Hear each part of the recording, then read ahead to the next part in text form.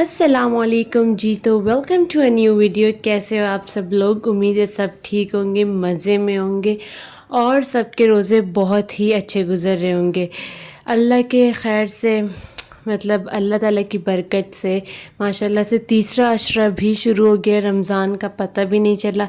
लेकिन सच्ची बात तो ये है कि मेरे रोज़े काफ़ी मुश्किल गुज़र रहे हैं। सेकंड अशरे के बाद तो बहुत टफ़ गुज़रे हैं। असल में मुझे थोड़ा सा गर्मी का हो रहा है कि गर्मी मुझे बहुत ज़्यादा लग रही है। तो मामा कहती कि तुम ऐसी कोई ठंडी चीज़ें नहीं खाती। तो अगर आप लोगों को कुछ ऐसा टोटका पता है या कोई शरबत या कुछ भी जिससे मेरी ये थोड़ी जो गर्माइश है ये कम हो जाए तो मुझे ज़रूर कमेंट्स में बताएं, क्योंकि गर्मी से मैं बहुत ज़्यादा तंग हूँ। मतलब मुझे वो बहुत इफ़ेक्ट कर रही है जिसकी वजह से मेरा कुछ खाने को भी दिल नहीं करता और फिर मतलब वीकनेस भी हो रही है, काम भी करना पड़ता है। तो इसलिए आप लोगों के साथ शेयर करूँ ताकि आप लोग मुझे कुछ बताओ। तो हम लोग तैयार कर रहे हैं आज मेरे साथ आप लोग सब देखें कि मेरी पहली इफ्तारी, मतलब मेरी लाइफ की पहली इफ्तारी। जैसे कि मेरी पहली सहरी की वीडियो मैंने डाली थी, अगर आप लोगों ने नहीं देखी तो मैं उसकी डिस्क्रिप्शन में एंड स्क्रीन पे डाल दूँगी, आप लोग ज़रूर देख लेना। और दूसरी बात ये कि इफ्तारी में मुझे लगता है सबका ऑलमोस्ट सेम एक आध चीज़ होती है, बस उसके साथ वैरायटी हो जाती है। लेकिन मैं अपनी रमज़ान की रूटीन इसलिए रोज़ डेली नहीं शेयर करी क्योंकि मेरी रमज़ान की रूटीन कोई है ही नहीं ख़ास तौर पे। मतलब मेरी जो इफ्तारी और सहरी है वो ऑलमोस्ट उसका जो मेन्यू होता है वो सारा कुछ सेम होता है। तो इसलिए मैं आप लोगों के साथ डेली रूटीन का नहीं शेयर करी। मुझे बहुत से लोगों ने कहा कि आप प्लीज़ शेयर करें, लेकिन उसमें ये कि आप लोग बोर हो जाओगे क्योंकि मेरे मेन्यू में कुछ भी ऐड नहीं होता, बल्कि स्किप हो जाता है लेकिन ऐड नहीं होता। तो अब मेरी सहरी तो मैंने आप लोगों के साथ शेयर की, अब मैं इफ्तारी का आप लोग को बता देती हूँ कि मेरा क्या मेन्यू होता है। तो सबसे पहले मैं क्या करती हूँ कि मैं अपने लिए सारी कटिंग कर लेती हूँ, क्योंकि हमारे यहाँ चाट बनती हैं, फिर उसके बाद पकोड़े भी थोड़े से बनते हैं और साथ ही साथ राइस भी ज़रूरी होते हैं। राइस कोई भी बन जाते हैं, मटर का पुलाव बन जाता है या कुछ भी, तो जो भी बनाना होता है वो बन जाता है। लेकिन आज की वीडियो में मैंने राइस बिल्कुल अपनी लाइफ टाइम के फ़र्स्ट टाइम के राइस बनाए हैं। तो अगर आप लोगों ने देखने हैं कि मेरे साथ आप लोग कैसा, मतलब मेरा एक्सपीरियंस कैसा रहा, तो आप लोग को वीडियो एंड तक देखनी होगी। सबसे पहले मैं सारा कुछ निकाल चुकी हूँ, आलू प्याज जो जो भी मेरे चाट और पकौड़ों के लिए यूज़ होगा मैं सारा प्याज काट लूँगी। मैं चाट के लिए भी काट लूँगी, राइस के लिए भी काट लूँगी और मैं पकौड़ों के लिए भी काट लूँगी। मैं बहुत बारीक बारीक लंबाई में प्याज काटती हूँ, तो हाथ में पकड़ने के बजाय मैं उसको या शेल्फ़ पे रख देती हूँ या फिर कटिंग बोर्ड यूज़ कर लेती हूँ। इसी तरह आलू भी मैं पहले सारे छील लेती हूँ, फिर उसके बाद धो लेती हूँ, क्योंकि मामा हर सब्ज़ी जैसे मैं हाथ में पकड़ती हूँ कहती है कि धो लेना, हाथ भी धो लेना और सब्ज़ी भी धो लेना। तो इसलिए अब वो बस एक रूटीन बन चुकी है कि चाहे वो छिलके के साथ भी हो तो भी धो लेते हैं और छिलका हटा के फिर भी धो लेते हैं, मतलब धोना ज़रूरी हो जाता है। तो बस इस तरह बारीक बारीक चिप्स की तरह मैं आलू काटूंगी पकौड़ों के लिए, क्योंकि मुझे वो जो छोटे छोटे आलू होते हैं मुझे वो पकौड़े में नहीं पसंद, वो आपके फील ही नहीं हो रहे होते। और इस तरह लंबाई में जब आप काटते हो तो आपके पकौड़ों की एक शेप निकल आती है। अक्सर लोगों को होता है कि क्रिस्पी पकोड़े हो और थोड़े क्रंची से हो, तो उसकी एक ट्रिक ये भी है कि उसमें आप लोग आलू जो है वो लंबाई से काटें ताकि उसमें क्रिस्प क्रंच का जो वो टेस्ट है वो ज़्यादा आए।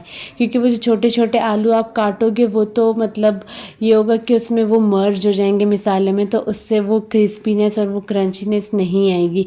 बाकी आप प्याज ज़्यादा से ज़्यादा डालो अगर आप लोग को वाकई में क्रिस्पी पकोड़े चाहिए। फिर उसके बाद आप लोग सब्ज़ धनिया भी काटो, क्योंकि पकोड़ों की लुक जब फ्राई होके निकलती है तो उसमें वो जितना वो ग्रीन ग्रीन होता है वो बहुत अच्छा फील हो रहा होता है। तो उसमें आप लोग सब्ज़ धनिया ऐड कर लो, पुदीने के भी एक दो पत्ते ऐड कर लो थोड़ा सा खुशबू और थोड़ा सा टेस्ट के लिए। नहीं तो आप लोग पालक भी ऐड कर सकते हो अगर आप लोग पालक लवर्स हो। अच्छा, मुझे नहीं पता था, लेकिन जब मैं अपनी सिस्टर के घर गई तो वो लोग पकोड़े बना रहे थे और मैंने ऐसे पकोड़े फ़र्स्ट टाइम देखे थे। मतलब मैंने बैंगन के पकोड़े ऐसे देखे थे कि उसको आप सर्कल में कट कर लेते हो जैसे आलू के पकोड़े आप बनाते हो, तो उसको फिर डिप करके आप फ्राई करते हो। लेकिन हमारी सिस्टर ने ऐसा नहीं किया हुआ था, मेरा ये फ़र्स्ट एक्सपीरियंस था। उन्होंने क्या किया था कि जैसे हम आलू को चिप्स की तरह काटते हैं, उन्होंने इसी तरह बैंगन को भी काटा था। आप लोग भी ज़रूर ट्राई करना। मैंने अभी तक ट्राई नहीं किया, लेकिन मुझे ये एक न्यू चीज़ लगी थी, क्योंकि मैं कुकिंग वाली फ़ील्ड में आप कह सकते हो कि अब आई हूँ, तो इसलिए अब मेरे चीज़ों को थोड़ा ध्यान होता है कि अच्छा कौन किस तरह बना रहा है या कौन क्या चीज़ किस तरह काट के डाल रहा है। तो मैंने ये चीज़ नोटिस की थी, तो मुझे ये एक बहुत डिफरेंट चीज़ लगी थी। तो आप लोग भी ज़रूर ट्राई करके मेरे साथ कमेंट्स में शेयर करना कि ऐसे पकोड़े कैसे लगते हैं टेस्ट में। फिर उसके बाद मैं एक बर्तन ले लूँगी, उसमें मैं अपना सारा मटेरियल ऐड कर लूँगी जो मैंने काट दिया है। साथ ही साथ मैं फिर बेसन डाल दूँगी। अच्छा, बेसन का मैं कोई ऐसा नहीं है कि मैं मतलब मेजरमेंट के साथ ले रही हूँ, तो मेरा सब कुछ अंदाज़न चल रहा होता है, क्योंकि मेरा बिल्कुल फ़र्स्ट टाइम सब कुछ है। तो मतलब अब मैं किससे कितना पूछूँ कि मैंने 2 प्याज़ लिए, छोटे प्याज़ लिए, बड़े प्याज़ लिए, तो वो एक बहुत मुश्किल काम हो जाता है। तो इसलिए, और मसाले मैं जो ऐड करती हूँ पकौड़ों के लिए, सिर्फ नमक, लाल मिर्च, फिर उसके बाद ज़ीरा साबुत डालती हूँ मैं। और अगर कोरिएंडर साबुत है तो बहुत अच्छा है, सूखा धनिया जिसको कहते हैं। और क्योंकि वो मुँह में जो क्रिच क्रिच सा फील हो रहा था ना, मुझे वो बहुत अच्छा लगता है। और वैसे भी उससे एक बहुत अच्छा टेस्ट आता है पकौड़े में। और उसके बाद लाल मिर्च अक्सर लोग नहीं ऐड करते, मैं थोड़ी सी ऐड कर लेती हूँ। फिर उसके बाद मैं हल्का हल्का पानी डालूँगी और साथ में हाथ से ही मिक्स करूँगी, क्योंकि चम्मच से मिक्स करने के लिए मुझे वो वाली फीलिंग नहीं आती पकौड़ों की। क्योंकि मुझे ऐसे भी नहीं रखना कि बहुत गीला गीला, और मुझे ऐसे भी नहीं रखना कि बहुत सूखा हो। मुझे बिल्कुल अपने मतलब जितना मेरा सामान है, मीन्स के जो मैंने चीज़ें काटी हैं, जितना मेरे ये मटेरियल है, उसी हिसाब से मेरा बेसन भी हो। मतलब जितना ड्राई और जितना आपका बैलेंस मटेरियल और पेस्ट बनेगा, उतने आपके पकोड़े बहुत मज़े के बनेंगे। दूसरा ये कि जब आप मसाला बना लेते हो और उसको आप थोड़ी देर के लिए रखते हो, तो थोड़ी देर बाद वो खुद नरम होना शुरू हो जाता है। तो इसलिए आप लोग उसको इतना नरम ना बनाएं अगर आप थोड़ा टाइम से पहले बना रहे हैं। क्योंकि अब जैसे मैं अकेली हूँ, तो मैं आप लोग को यही प्रेफर करूँगी कि अगर आप लोग भी अकेले हो तो आप लोग अपने लिए जो है वो पहले से सब कुछ काट के और तैयार करके रख लिया करें, ताकि आपको एंड टाइम में से फ्राइंग और ये सब चीज़ें करनी पड़े। अब मैंने पकोड़े डाल दिए हैं फ्राई पैन में, तो ये एक साइड से जब ब्राउन गोल्डन हो जाएंगे तो मैं इसको फिर दूसरी साइड पे चेंज कर लूँगी। आप लोग इसी तरह का वाला चम्मच लें जैसे आप लोग को वीडियो में शो हो रहा है, क्योंकि वो जो दूसरी तरह का चम्मच होता है उससे इतनी मुश्किल हो जाती है कि आपको थोड़ा थोड़ा निकालना पड़ता है। इससे ये होता है कि कम से कम आपने जो एक शिफ्ट डाला था, आपका पूरा एक शिफ्ट एक साथ ही निकल आता है। मुझे लग रहा है आप लोग बहुत बोर हो रहे हो, लेकिन चलो मैं आप लोग को अब एक न्यू रेसिपी शेयर करती हूँ। अक्सर लोग चना चाट बनाते हैं और काफ़ी लोग उसमें खीरा डालते भी हैं और बहुत से लोग उसमें दही ऐड करते हैं, लेकिन मैंने अपनी कज़न से रेसिपी सीखी है। अब हम लोग क्या करेंगे, प्याज जो हमने काटे थे हम उसको पानी में डाल देंगे। ठंडा पानी हम लोग ले लेंगे, ठंडा मीन्स के फ्रिज वाला आप लोग ले लो तो ज़्यादा अच्छा है।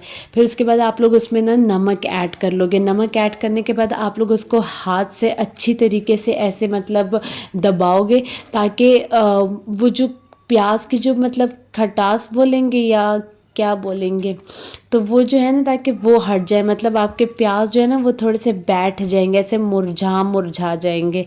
तो उससे ये होगा ना कि वो जो प्याज का जो अपना टेस्ट होता है ना, मीन्स वो जो मुंह में लग रहा होता है वो नहीं आएगा आपको। फिर मतलब आपके जब प्याज बैठ जाएंगे ना, क्योंकि नमक डाला ही इसीलिए और ठंडा पानी लिया ही इसीलिए कि आपके जो प्याज के वो जो एक्टिवनेस है ना वो मतलब मुरझा जाए। फिर उसके बाद आप लोग क्या करोगे कि पानी उससे हटा लोगे, प्याज को अच्छी तरीके से सुखा लोगे और फिर उसमें आप लोग थोड़ा सा धनिया ऐड कर लोगे अच्छी तरीके से छोटा छोटा कट करके। अच्छा, आप लोग ड्राई पुदीना अगर आप लोग के पास है तो आप लोग ऐड कर सकते हो, और अगर ड्राई पुदीना नहीं है तो फिर आप लोग मिंट लीव्स ले लो या फिर पुदीने की चटनी बना के तो वो फिर ऐड कर लो इमली की चटनी के साथ। और साथ साथ अगर आप लोग ग्रीन चिलीज़ ऐसे ही खा सकते हो, मतलब आप लोग अगर है कि आप लोग के मुंह में आ जाए तो कोई मसला नहीं है, तो आप लोग फिर वो भी डाल सकते हो। सब करने के बाद आप लोग छोटा छोटा टमाटर काट लो। छोटे छोटे टमाटर के लिए ये अच्छा है कि आप लोग पहले उसको पीसेस में कट कर लो और उस एक एक पीस को पकड़ के तो उसको छोटू छोटू सा काट लो, तो इस तरह बहुत इजी हो जाता है टमाटर की कटिंग।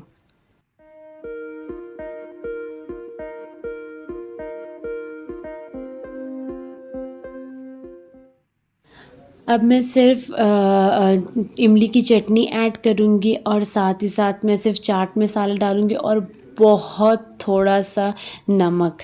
अब इमली की चटनी बनाने का तरीका तो मुझे खैर नहीं पता, क्योंकि मैं ख़ुद कज़न से बोरो करके लाई हूँ। मेरी जब चटनी ख़त्म होने लगती है तो मैं उनको बोल देती हूँ, तो जब वो अपने लिए बनाते हैं तो मेरे लिए भी साथ बना लेते हैं और फिर मैं उनसे ले आती हूँ। आप लोग यूट्यूब में सर्च कर सकते हो, नहीं तो आप काफ़ी सारों को तो मुझे लगता है आती भी होगी बनाने, क्योंकि माशाल्लाह काफ़ी एक्सपर्ट हो आप सब लोग। तो खैर ये मेरी चाट जो है फ़ाइनल लुक इसकी कुछ फिर इस तरह बन जाती है और बहुत मज़े की टेस्ट में होती है। जब तक आप इमली की चटनी नहीं ऐड करोगे आपकी चाट का टेस्ट नहीं आएगा। तो चलिए चलते हैं, हम लोग आज पुलाव बनाते हैं। तो सबसे पहले मैं चावल को भिगो दूँगी। अच्छा, अब मुझे ना चावलों का कोई आइडिया नहीं है, झूठ क्यों बोलूँ, कि कौन से चावल कितने टाइम के लिए भिगोने हैं। अब समटाइम्स लोग कहते हैं कि चावल पतले हैं, चावल छोटे हैं, चावल बड़े हैं, चावल मोटे हैं। तो इस चीज़ का अब तक मुझे कोई आइडिया नहीं हुआ। बस मुझे बिल्कुल, मैं फ़र्स्ट टाइम बना रही हूँ। मैंने सिर्फ अपनी बाजियों और कज़न्स को देखा है और मेरे माइंड में वही चीज़ है, तो अब उसी को लेके मैं चलूँगी। तो मैं प्याज काट चुकी थी पहले से, अब मैं उसको ऑयल में डाल दूँगी, अच्छी तरीके से उसको ब्राउन कर दूँगी। क्योंकि मुझे ये ट्रिक का पता है कि अगर आपको पुलाव का कलर ब्राउन चाहिए तो आप लोग प्याज उस हिसाब से मतलब ब्राउन करोगे। मतलब अगर आपको पुलाव का कलर बहुत डार्क ब्राउन चाहिए तो आप लोग प्याज बहुत ज़्यादा डार्क ब्राउन करोगे। तो मैं इतने ज़्यादा ब्राउन तो नहीं, लेकिन मैं बिल्कुल बैलेंस नॉर्मल गोल्डनिश ब्राउन करूँगी। तो चलिए आगे चलते हैं, फिर उसके बाद क्या हुआ।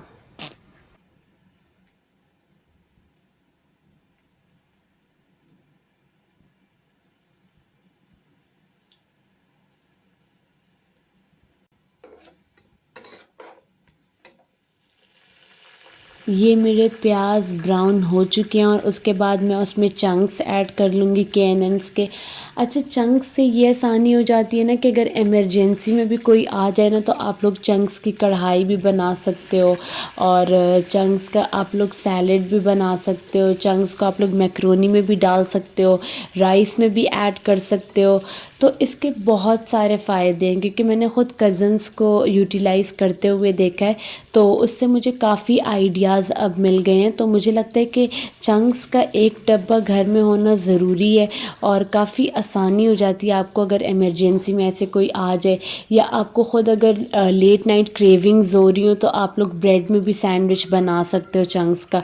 क्योंकि चंक्स इज़ समथिंग बहुत यम्मी, बहुत टेस्टी और स्पाइसी होता है, तो इसलिए आपका सारा जो क्रेविंग्स का वो होता है वो सारा कवर अप हो जाता है। फिर उसके बाद जब चंक्स ब्राउन हो जाएंगे तो मैं उसमें टमाटर ऐड कर लूँगी, साथ ही साथ मैं ग्रीन चिलीज़ को साबुत डाल दूँगी। अच्छा, अब टमाटर के लिए कोई भी स्पेसिफिकेशन नहीं है कि आप उसको कैसे कट करो, आप लोग जितना भी बड़ा कट करोगे वो उसमें मेल्ट हो ही जाना है। तो इसलिए चावलों के लिए अक्सर लोग बड़ा ही कट करते हैं।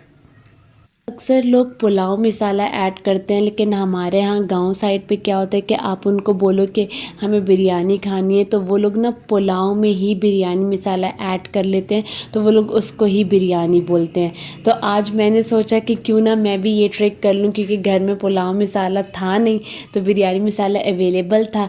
तो मैंने भी क्या किया कि मैंने बिरयानी मसाला ऐड कर लिया, लेकिन मुझे कुछ भी टेस्ट वगैरह का नहीं पता चल रहा था, ना मैं टेस्ट कर सकती थी क्योंकि रोज़ा था और मेरा बिल्कुल फ़र्स्ट टाइम है कि मेरे चावल मैं बना रही हूँ। तो मुझे जितना अंदाज़ा था, क्योंकि अक्सर लोग कहते हैं कि आप जितने चावल भिगोते हो, जैसे अगर आप 1 कप चावल भिगोते हो तो आप उस हिसाब से फिर 2 कप मतलब पानी डालते हो। तो मेरा 2.5 कप चावल थे तो उसमें मैंने यानी 5 गिलास पानी ऐड किया। लेकिन मैं यही कहूँगी कि वही चावलों वाली बात आ जाती है कि लोग कहते हैं कुछ चावल जल्दी गलते हैं, कुछ चावल जल्दी नहीं गलते।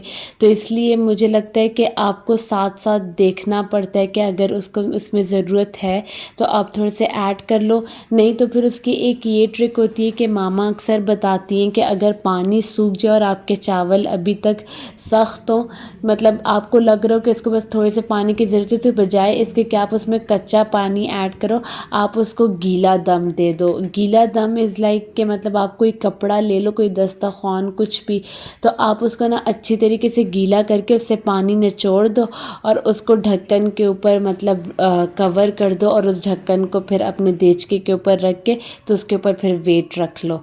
तो इस तरह जो होता है ना, फिर आपके जो चावल होते हैं ना वो बैलेंस हो जाते हैं।